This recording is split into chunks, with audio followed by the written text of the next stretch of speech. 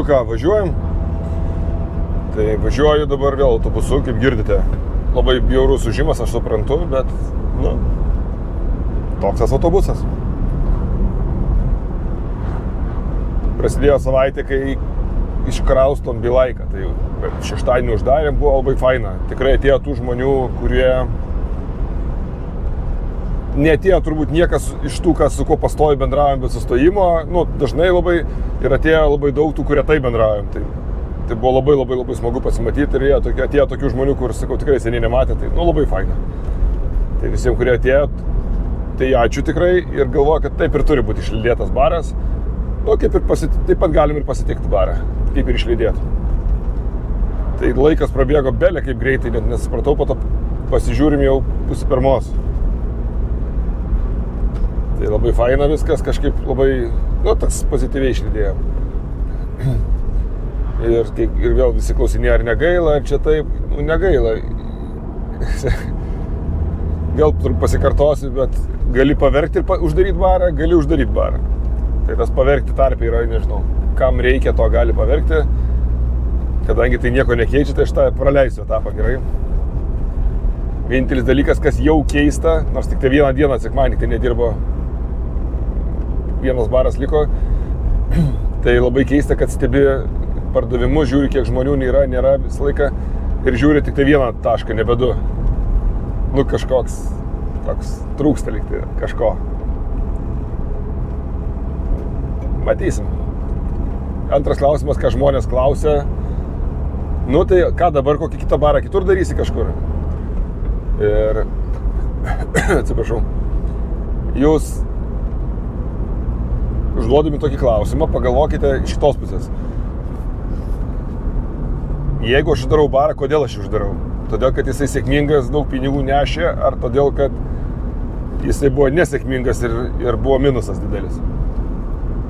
Tai aš jau tą skaičių minusą didžiulį įvardinęs esu ne kartą. Ir norint daryti naują barą, iš ko daryti? Kai tas baras nunešė kalną pinigų, reikia turėti iš ko daryti. Tai ne, nieko nedarinėsiu dabar, buvo galimybė, net yra dabar dar galimybė atidaryti.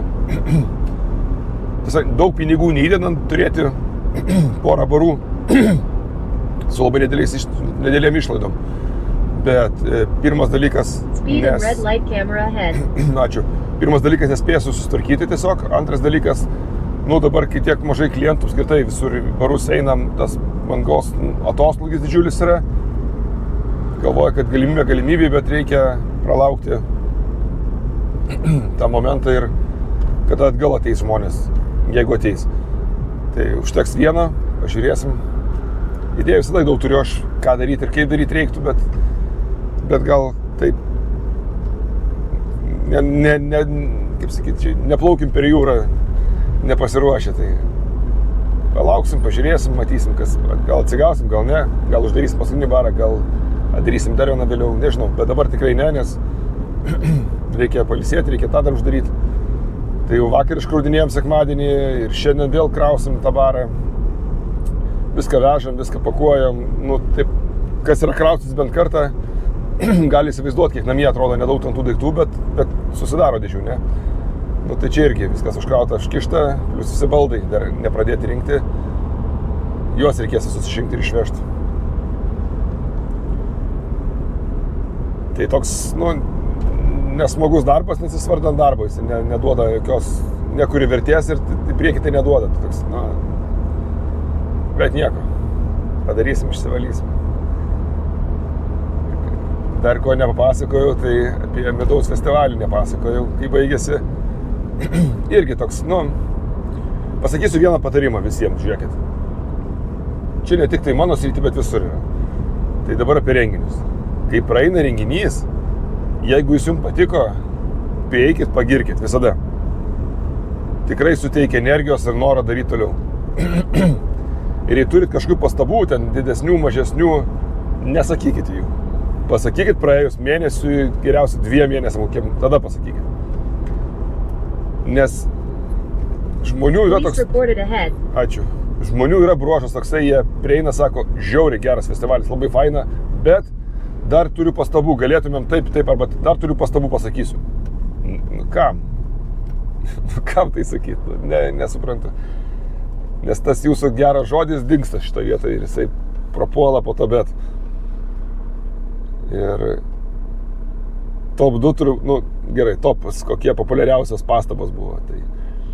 Tai labai daug pastabų panašių ir to pačiu skirtingo apie čempionatą vidaus kategorizacijos. Kategorijos ne visai gal teisingai, nereiktų jungti, reiktų kaip tik padauginti, jų reiktų išskirti. Ir jeigu žmonės patys organizuotų tokį renginį, jie suprastų, bet kadangi nesupranta, aš galiu papasakoti. Yra sukurtos kategorijos pagal tai, kiek tu tikies maždaug dalyvių. Kuo daugiau dalyvių dalyvauja, tuo daugiau kategorijų gali išskaidyti, išsmulkinti, išskirti. Tai kai tu turi 800 ar ten daugiau, tai tada yra viena. Kai aluje dalyvauja daugybė tūkstančių dideliuose, ten tos kategorijos išsmulkinamos ypatingai yra.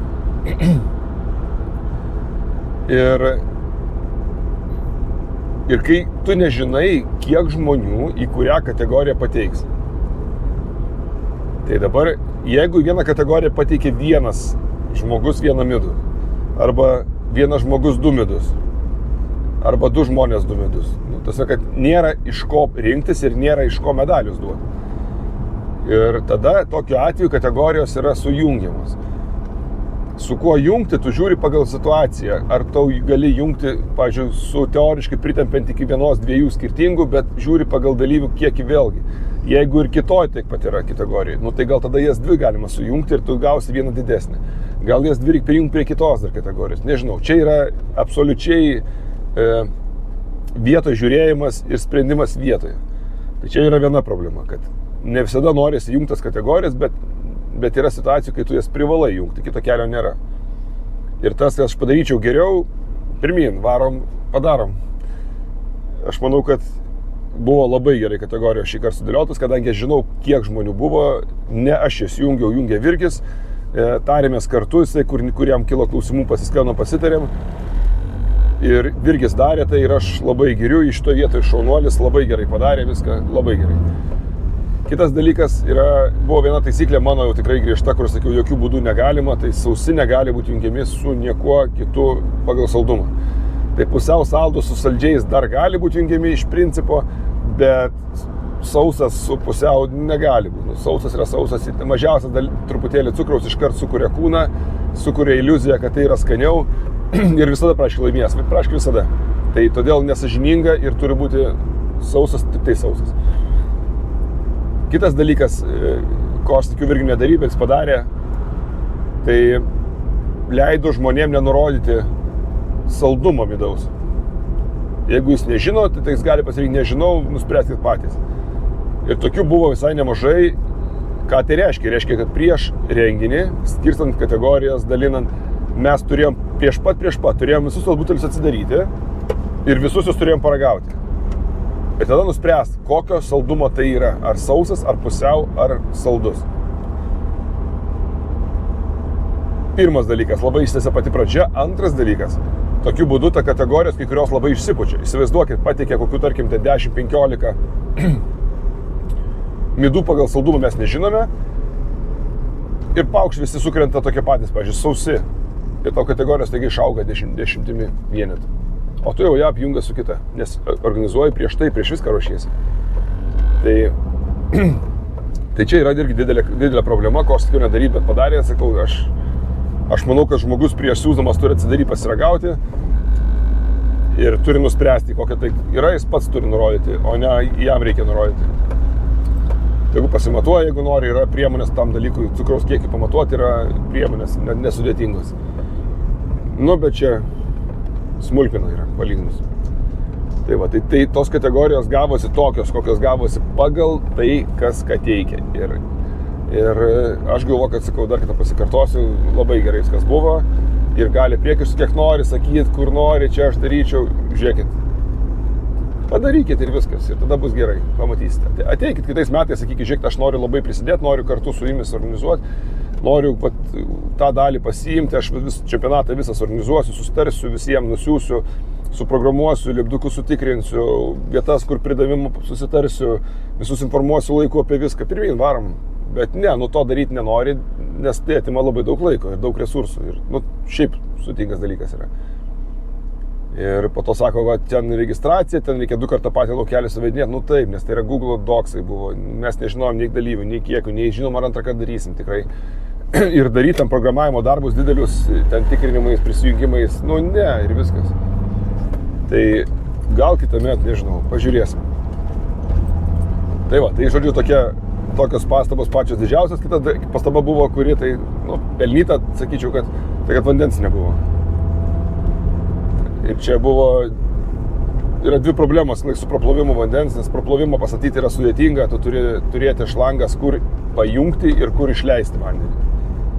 Labai dažnai vietose nėra tokios galimybės ir susikrauna tada krūvas kitų problemų. Dėl nusipirkimo vandens, kai kurie nepastebėjo, kad yra šalia yra baras veikiantis Elfa. Taip, aš kai tarėmės, sakė, veiks baras, aš įsivaizdavau, kad veiks viduj baras. Tai bus aiškiau matoma ir lengviau prieinama. Gavosi, kad baras veikia už ribos, bet gali išeit grįžti. Ir dar už kampo yra iki parduotuvė, kur irgi vandenį pardavinėja ir gali visai prie pat. Žodžiu, čia gal daugiau komunikacijos problema buvo ir susišnekėjimo, bet taip, šitą pripažįstu ir vandens turėjo būti ir galėjo būti. Tai čia tokie turbūt 2 dalykai, ką žmonės labiausiai kabinėjosi ir sakė. Labai malonu, kad visi labai apsidžiaugė, kai gavo komentarus, nes tada žmonės gavo atsiliepimų apie savo midų ir ypač jeigu negavo medalio, tada jisai paskaito atsiliepimus ir mato, kad jeigu tas midus buvo geras ir tie atsiliepimai yra tokie, faini, geri, tai, tiesiog konkurentai, reiškia, buvo labai stiprus. Nereiškia, to midus buvo blogas. Kartais taip jau yra, kad mes vieną finalą teisėjavom ir buvo 4 midus, visi geri, tikrai labai faini, visi nusipelnė medalį, bet tu turi vieną kažkam neduoti. Ir kartais, pavyzdžiui, auksas būna aiškus, o kitas 3 vietos, dar 2 vietos likusios, o 3 yra, žodžiu, vieną kažką teko atmest, bet tikrai buvo labai geras. Tai tie midus gali būti labai gerai, priklauso nuo to, kaip tau pasiseka su konkurentais. Jeigu konkurentai labai stiprus, tai, taip jau yra. Ir aš dalyvavau, kadangi nieks nereikia, bet jaučiu už nugaros pašnekėję, kad savo išsidalinau medalis. Aš tikėjau 5 midus ir 3 medalius gavau. Tai gavau labai 1, 2 ir 3 vietas. Ne toj pačioj kategorijai, skirtingose, bet ir per plauką negavau 2 pirmų vietų, nes labai juokingai vertino midų ir sako, žiūrėk, ateik prie mūsų stalo, ėjau pro šalį, sako, pasižiūrėk, paragauk, pasakyk, kuris yra geresnis tavo manimu. Mes, sako, niekam nerandam sprendimo, jie visiškai lygus ir lygiaverčiai. Aš paimu paragauju, ir vienas mano. Tai ką, aš sakiau, labai geri, būtų vienodai geri, tikrai negaliu nieko pasakyti. Tai gal ir suprato, kad vienas kažkuris mano, bet nežinau, kuris. Bet čia buvo renkamasi vienas iš 2, tiksliau tarp 1, 2 vietos, 3 vietą buvo nusprendę jau anksčiau. Tai tokia kurioziška situacija ir gavau 2 vietą, ne 1, taip kad galėjau čytindamas pasakyti, kad šitas man atrodo biškai fainesnis yra. Tai va, tai būtų negražu, nepasakiau, neišsidaviau ir gavau 2 vietą, kas irgi yra daug.